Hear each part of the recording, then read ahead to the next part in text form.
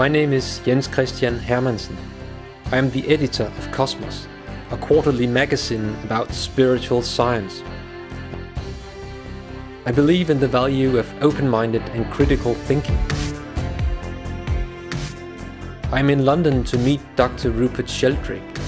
We are going to talk about science, God, and visions for the future. Sheldrake is a renowned British biologist. He's the author of more than 80 scientific papers and 10 books. He has previously been ranked among the top 100 global thought leaders. But he's also a controversial figure.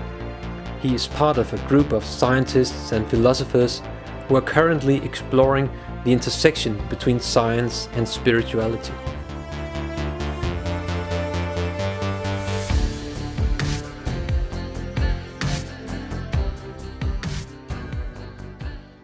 In Science Set Free, or the Science Delusion, you say, and I quote here, "We are entering an era in which sciences and religions may enrich each other through shared explorations." Where do you see us 10, 15, 20 years from now? Do you see a new worldview emerging? A new post-materialist, holistic worldview emerging? I do. I see a new holistic worldview emerging within science itself as materialism becomes unraveled. I mean, a lot of the dogmas of 20th century materialist science are already coming undone within science itself. Thanks to the Human Genome Project, we now discover that genes only explain 5 to 10% of the heredity of most characteristics like height or proneness to disease. People used to think it would reveal that genes controlled almost all of heredity. We now have something called the missing heritability problem. Genes don't explain anything like as much as people thought they did. I myself think that a lot of that problem can be solved by morphic resonance, which is a form of inheritance that's not in the genes. Also, we've had the discovery or rediscovery of the inheritance of acquired characters, so-called Lamarckian inheritance, where organisms can inherit what their parents experienced or learned or adapted to, their adaptations or learning, turn out in some cases to be hereditary. This was a huge taboo in 20th century science. It was a terrible heresy in Western biology. It was official in Soviet biology, which polarized the debate even more.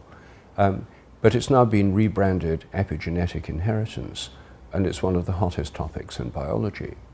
And because there can now be this inheritance of acquired characters, it leads to a completely new view of evolution. Now it's called the extended evolutionary synthesis.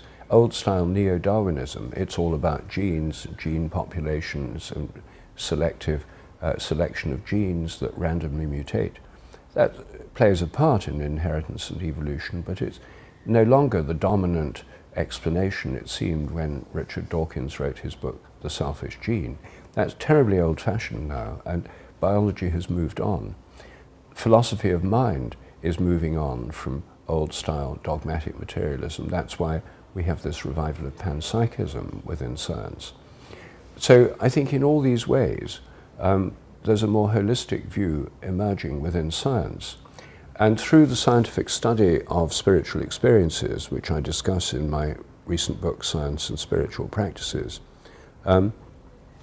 there's an engagement of science with these realms of conscious experience, traditionally which are traditionally in the realm of religion, which is enriching our understanding of spiritual experiences and creating a new relationship between science and spirituality. Before, they were completely separate and often hostile. Now, we have thousands of scientists saying, well, let's find out what happens when people meditate. What happens when people spend time in nature and feel a connection with nature? What does it do to their health, their heartbeat, their stress levels, etc.? And these studies show that being in nature is good for you. The Japanese call it forest bathing, and there's now a lot of evidence that this is, all these things have beneficial effects. In a lecture that you gave some years ago, you mentioned a movement called Anatheism. Do you see some perspectives in that movement? Is that a way forward? Well, anatheism, ana means back to, or returning to, or again. So anatheism is returning to faith or recognition of God after being an atheist. And I think actually that certainly describes my own path. I mean, the view I have of God today is not the view I was brought up with. It's related to it, but it's a kind of post-atheist view of God, which involves rediscovering many of the aspects of experience and faith in God. And I think that because so many people are atheists today, or have been influenced by atheism, that anatheism is probably going to be an important social movement in Europe. Most people are not actually atheists. I mean, in Britain, about 13% of the population are atheists. About another 20% are agnostics or non-religious. About 45% of the population are non-religious. But about 45% are religious or spiritual but not religious, or non-practicing religious or practicing religious. So it's not as if atheists are actually the majority, but the atheist tone of the educational system means that most people who come out of that system have been very influenced by the atheist worldview, even if they're not fully committed atheists. So I think anatheism is, it's going on all around us. It's happening. The spiritual but not religious movement, which is very big, it's not even really a movement, it's just lots of people searching for something beyond. They may not call it God, they may call it the absolute or greater consciousness, or often they say, well, whatever you call it, not bothered with the name, whether you call it God or not. But the idea that a consciousness beyond our own is what underlies all these different movements. We live in a world at a time when humanity is faced with defining challenges. Do you see your work as contributing with new solutions to the problems that face the world today, or at least some of these problems?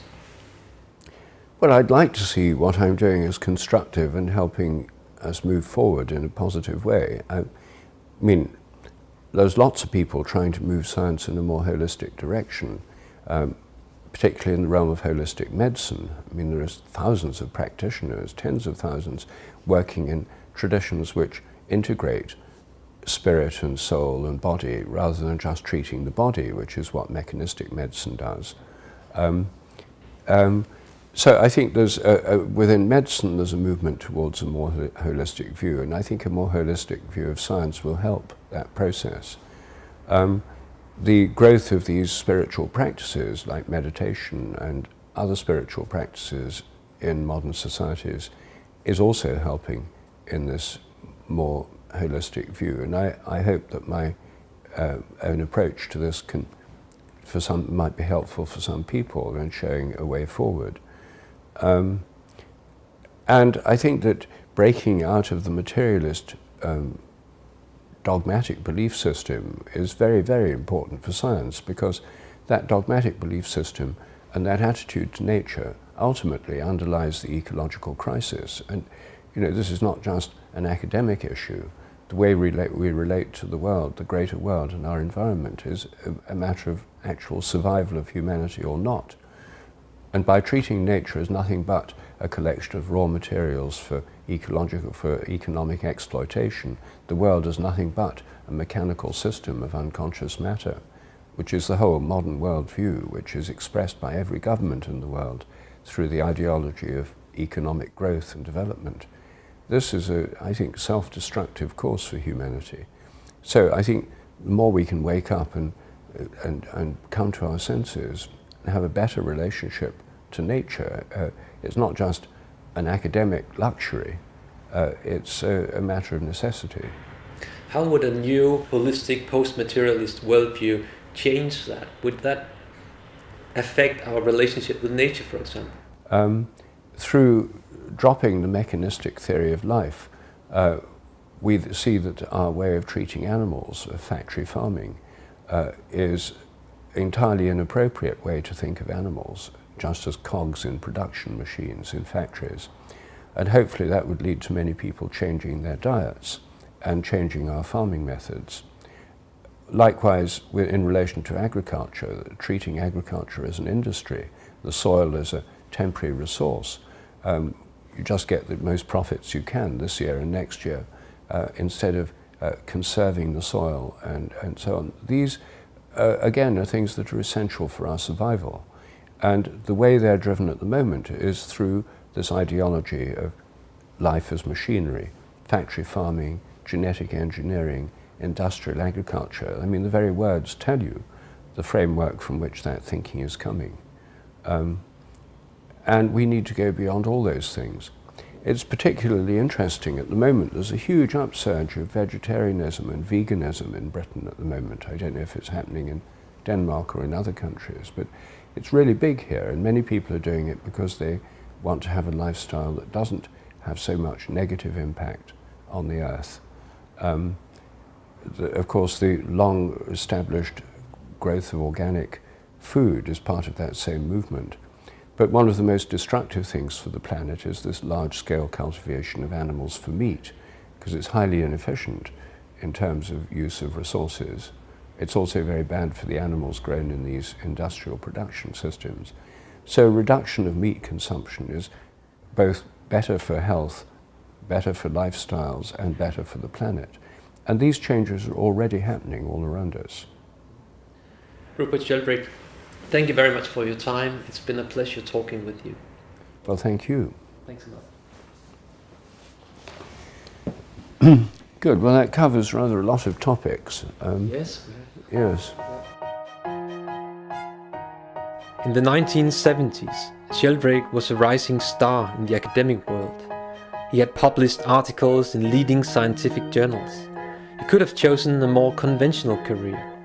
Instead, he went off to India to explore a holistic vision. I'm fascinated by Sheldrake, by his courage and open-mindedness. The interview was produced by Kosmos Magazine.